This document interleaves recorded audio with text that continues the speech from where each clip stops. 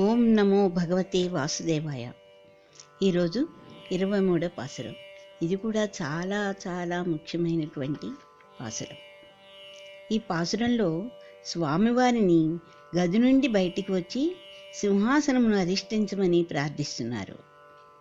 గది నుండి బయటకు ఎలా రమ్మంటున్నారంటే సింహంలా రమ్మంటున్నారు. ఎటువంటి సింహం? సింహం వానాకాలం రాగానే ఆడసింహంతో కలిసి గుహలో ఉంటుందిట. ఎలా ఉంటుందంటే 3 అంకెలా పడుకుంటుందిట ఆడసింహంతో. అనగా గుహలో మనం చూడగానే ఒకటే సింహం ఉందా అన్నట్లుగా ఉంటుంది. అలా అని అది పడుకుంది కాబట్టి మనం దగ్గరికి వెళ్ళగలమా? వెళ్ళలేము. అది పడుకున్నా వెళ్ళలేము, అది మెడుకుగా ఉన్నా ఉండలేము.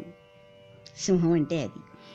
అంటే ఇక్కడ ఈ అడవి కూడా ఎలా ఉందంటే దట్టంగా పగలే చీకట అన్నట్లుగా ఉందిట. అటువంటి అడవిలోనున్న గుహలో ఉంది ఈ సింహం. అయితే ఈ సింహం సూర్యకిరణాలు చెట్ల మధ్య నుంచి పడటం చూసి అప్పుడు సింహం బయటికి వస్తుందిట. ఈ పాసురంలో సింహం మేల్కొన్న తర్వాత ఉండేటువంటిది వర్ణించారు. అది ఇలా మేల్కొని ఒక్కసారి కళ్ళు తెరిచి నలుదిక్కులా కూడా పరీక్షగా తీక్షణమైన చూపులతోటి ఇటు అటు చూసి ఒక్కసారి జూలుని ఇలా విదిలించిందిటండి. ఆ జూలు విదిలించగానే మంచి సహజమైనటువంటి పరిమళం వచ్చిందిట దానికి. ఆ సింహం యొక్క జూలు అంత పరిమళంగా ఉంటుందిట వాసన. సింహానికి అందువలన కేసరి అనేటువంటి పేరు కూడా ఉందిట. లేచి ఒక్కసారి కాళ్ళు వెనక్కి సాగతీసిందిట, ముందు కాళ్ళు ముందుకు సాగతీసిందిట. తరువాత ఒక్కసారి గర్జించిందిట. తర్వాత మెల్లిగా గుహలోంచి టీవీగా నడక సాగించి బయటికి వచ్చింది. ఆండాళ్ళ తల్లి స్వామిని ఈ విధంగా రమ్మని చెప్తోంది. చెప్పడమే కాదు, కమాండ్ చేస్తోందిట. స్వామికి భక్తులు అలా ప్రేమగా కమాండ్ చేస్తే చాలా ఇష్టంటండి. అసలు కమాండ్ ఎవరి దగ్గర చేస్తాం మనం? మనకిష్టమైన వారితోనే కదా. మనం అంత అధికారంగా ఎవరికి చెప్తాం? ఏదైనా ఇది చేయి అలా చేయి అని ఎవరికి చెప్తాం? మనకి ఎవరి మీద ప్రేమ హక్కు ఉంటాయో వారి మీదే కదా కమాండ్ చేస్తాం. ఆ విధంగా ఆండాళ్ళ తల్లి స్వామిని గది నుంచి బయటికి ఆ సింహంలాగా వచ్చి సింహాసనాన్ని అధిష్ఠించమని కోరుతుంది ఆండాళ్ళ తల్లి. అయితే ఇక్కడ సింహాసనం అంటే ఏమిటి?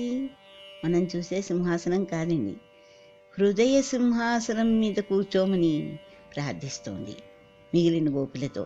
అంటే తన యొక్క హృదయ సింహాసనమైనా స్వామి అందరి హృదయ సింహాసనంలోనూ ఉంటారండి. అందరిలోనూ స్వామి ఉంటారు. స్వామిని మనం అలా ఊహించుకుంటాం అన్నమాట. ప్రతి ఒక్క ప్రాణిలోనూ స్వామి ఉంటారండి. ఓకే, ఆ విధంగా ఆండాళ్ళ తల్లి ప్రార్థిస్తుంది. பாசுரம். மாரிமலை முழங்கில் மன்னிக்கிடந்துறங்கும் சீரியு சிங்க மறிவித்துத்தீ விழித்து வேரிமயிர் பொங்க வெப்பாடும் பேருந்துதறி மூறி நிமிர்ந்து முழங்கி புறப்பட்டு போதருமா போலே நீ போவை பூவண்ணா உன் கோயில் நின்றிங்கனே போந்தருளி கோப்படைய சீரிய செங்கானனத்திருந்து யாம் வந்த కార్యమారాయ్ తందురులేలోరెంబావాయ్. ఈ పాసురాన్ని కూడా ఈరోజు మనం 2 సార్లు చదువుకోవాలి. వర్షాకాలంలో